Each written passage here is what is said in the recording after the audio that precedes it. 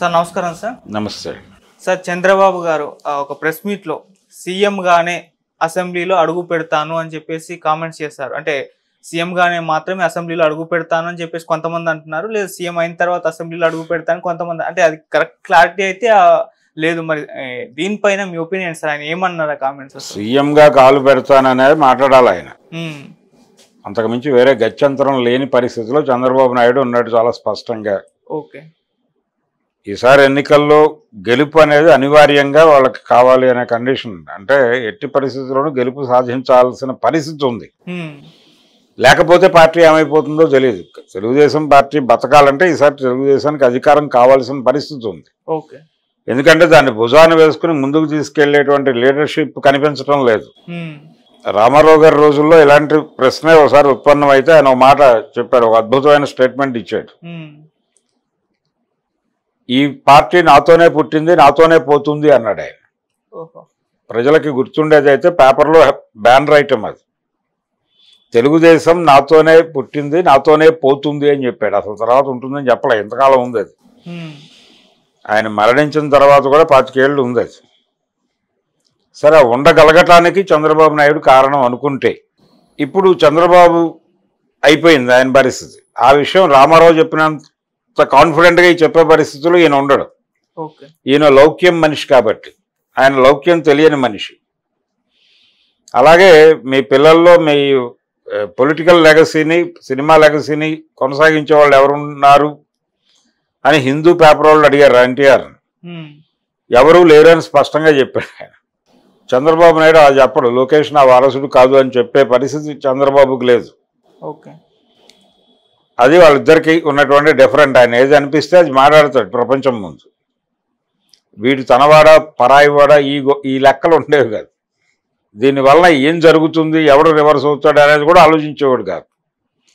తనకు అనిపించింది చెప్పడమే ప్రధానం అనుకునేవాడు తప్ప దానికి ఒక లెక్కలు వేయాలనే సిద్ధాంతం లేదు. చంద్రబాబు నాయుడు గారు లెక్కల మనిషి. ఆ లెక్కల మనిషి కాబట్టి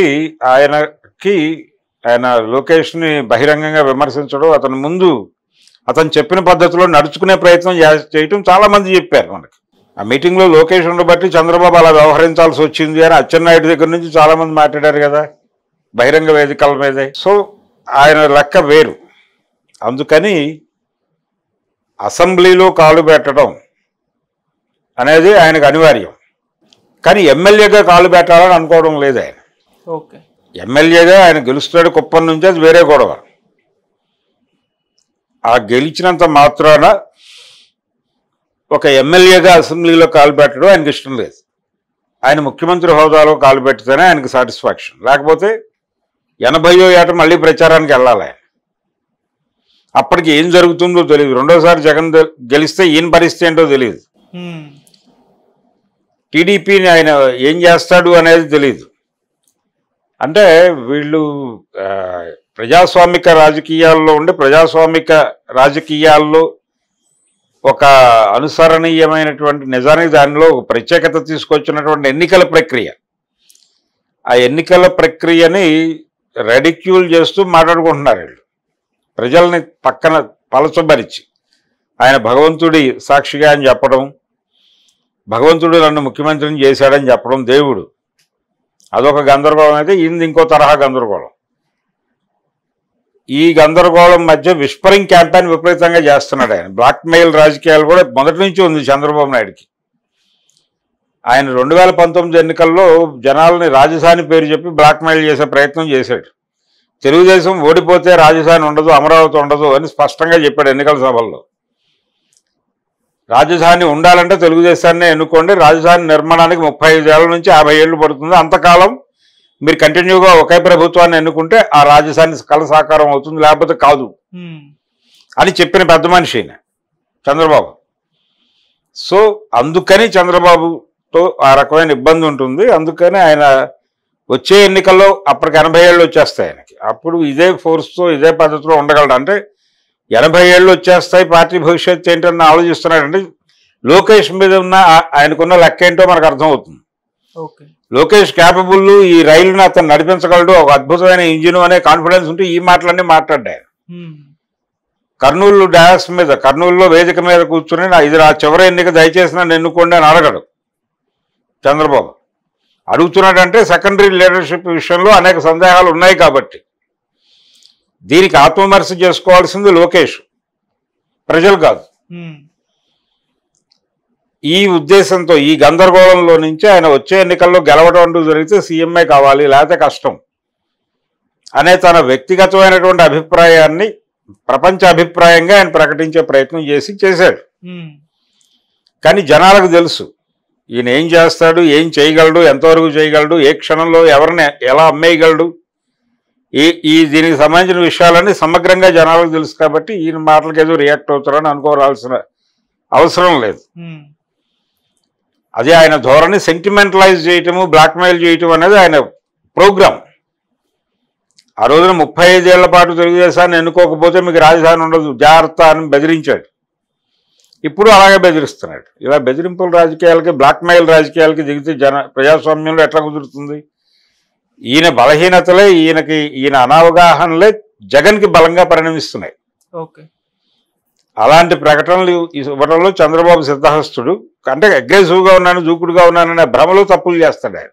అలా చేసిన ఒక తప్పే ఇది. నేను అసెంబ్లీలోకి ముఖ్యమంత్రిగా కాలు పెట్టను, ఒకవేళ పార్టీ అధికారంలో రాతే ఎమ్మెల్యే పదవి కూడా రాజీనామా చేస్తున్నాను, ఇవన్నీ ఓవర్ యాక్షన్తో చెప్పే మాటలు. ఇవి ప్రమాదకరం కూడా. దాన్ని గుర్తించాలని, గుర్తించకపోతే గుర్తింప చేయాలి కనీసం. లేకపోతే ఆ పార్టీ ఆల్రెడీ తెలంగాణలో షట్ డౌన్, ఏపీలో కూడా పర్మనెంట్ షట్ డౌన్ అయిపోయి ఎవరు షెడ్డుకి వాళ్ళు వెళ్ళిపోవాల్సి వస్తుంది. అందుకని కొంచెం జాగ్రత్తగా ఆచితూచి మాట్లాడాలి. అలా దూకుడు స్టేట్మెంట్లు, స్వీపింగ్ కామెంట్స్ చేయడం కరెక్ట్ కాదు. సార్ లోకేష్ గారిని కూడా అంటే ఒక ఇంటర్వ్యూలో అడిగారు, ఈసారి కూడా అధికారంలోకి రాకపోతే పార్టీ కార్యకర్తలు ఒక అసహనం వస్తుంది, వాళ్ళంతా కూడా కొత్త నాయకత్వాన్ని చూస్తారు కదా, మరి అది జూనియర్ ఎన్టీఆర్ గారి వైపు చూసే ఛాన్స్ ఏమన్నా ఉందా అని అడిగారు. దానికి ఆయన 2019లో కూడా ఇదే విధంగా అన్నారు, అలా ఏం జరగలేదుగా, మేము ఫైట్ చేస్తాం, ఫైట్ చేస్తూనే ఉంటాం అన్నట్టు సమాధానం చెప్పారు. కాకపోతే దానిపైన చర్చ జరుగుతుంది. మీ ఒపీనియన్ సార్? 2019లో అసలు అధికారమే రాలేదు కదా వాళ్ళకి. అవును, అధికారం రాదేమో అనే పరిస్థితి లేదు ముందే. ఆయన చెప్పినట్టు అధికారం వచ్చేస్తుంది అనే పరిస్థితి ఉంది. సో అప్పటికి పవన్ కళ్యాణ్ విడిగా ఉన్నాడు, బీజేపీ విడిగా ఉంది, కూటమి లేదు. కొంచెం లెఫ్ట్తో దగ్గర చిన్నపాటి అడ్జస్ట్మెంట్లతో ఆ ఎన్నికల్లో పాల్గొన్నాడు ఆయన. ఓడిపోయాడు. చాలా స్పష్టంగా మనం చూసాము. అది రకరకాల ఆరోపణలు చేశాడు జగన్ మీద, ఏది వర్కౌట్ అవ్వలేదు. ఫైనల్గా జనాలు ఆయనకు అనుకూలంగా ఓటేశారు, ఈయన్ని తిరస్కరించారు. ఈ తిరస్కరణ అనేది చంద్రబాబులో డైజెస్ట్ అయింది. ఆ డైజెస్ట్ అయిన తర్వాత వస్తున్నటువంటి గందరగోళం ఇదంతా. అంటే లోకేష్ పరిస్థితి ఏంటంటే, ఇప్పుడు సెకండరీ లీడర్షిప్ లేదు అని మనం అనుకుంటే, ఈ మధ్య ఒక ఇంటర్వ్యూలో లోకేష్ కూటమి అధికారంలోకి వస్తే ఎవరు ముఖ్యమంత్రి అని ఒక ప్రశ్న వచ్చింది. అటు నుంచి వచ్చినప్పుడు ఆయన ఉన్నారు కదా అన్నాడు, చాలా చిరాగ్గా. ఎందుకన్నాడు ఆయన ఉన్నారుగా అని అంత చిరాగ్గా ఎందుకన్నాడు అంటే, తను అవుతానని అనుకున్నాడు లోకేష్. తను సీఎం అవ్వబోతున్నాను అనే భ్రమలో ఉన్నాడు ఆయన. విచిత్రంగా పరిస్థితులన్నీ దానికి వ్యతిరేకంగా తయారైనాయి. చంద్రబాబు అరెస్టుతో పవన్ కళ్యాణ్ ఎంటర్ అవ్వటం, ఆయన మద్దతు ప్రకటించడం, సపోర్ట్ చేస్తారు, మీకోసం ఏం చేయడానికన్నా సిద్ధమైన మాట్లాడటం. దీనివల్ల ఏం జరిగిందంటే క్యాడర్లో ఒక సానుభూతి వచ్చింది అతనికి, పవన్ కళ్యాణ్కి. టీడీపీ శ్రేణుల్లో కష్టకాలంలో మన ఆదుకోవడానికి వచ్చిన నాయకుడిలా చూశారు అతన్ని. సో ఆ ఇమేజ్లో అతను ఉండగా అతనికి ఏదో ఒక ప్రామినెంట్ పదవి ఇవ్వాలి, ఒకవేళ కూటమి అధికారంలోకి వస్తే పవన్ కళ్యాణే ముఖ్యమంత్రి, మేము అతనికి సహకరిస్తాం అనాల్సిన పరిస్థితి కూడా రావచ్చు. దాన్ని అవాయిడ్ చేయడానికి చంద్రబాబు నాయుడు నేనే ముఖ్యమంత్రిని అన్నాడు. అలా అంటే ఆ క్వశ్చన్ అరైజ్ కాదు. ఎప్పుడైతే ఆ క్వశ్చన్ అరైజ్ కాదో చూడటానికి బాగానే ఉంటుంది, కానీ లోకేష్కి ఉద్యోగం పోయిన పరిస్థితి వస్తుంది. రేపో మాపో కలెక్టర్ అవుతున్నాను అనుకున్న వ్యక్తిని, లేదు నీకు ప్యూన్ పోస్ట్ సెలెక్ట్ అయ్యావు నువ్వు అని చెప్తే ఎంత బాధపడతాడో అంత బాధపడ్డాడు ఆయన లోకేష్ గారు. సో ఈ గందరగోళాలు ఇవన్నీ ఉన్నాయి వాళ్ళలో. ఈ గందరగోళాల నుంచి ఎవరు ఏం మాట్లాడుతున్నారు, ఎలా మాట్లాడుతున్నారు అనేది కూడా సంబంధం లేకుండా మాట్లాడుతున్నారు. ఒకదానికి ఒకటి పొంతం లేకుండా కూడా మాట్లాడుతున్నారు. అట్లా ఈ విచిత్రమైనటువంటి ప్రకటనలన్నీ వస్తున్నాయి బయటికి. అది కథ. Okay sir, thank you so much. Thank you.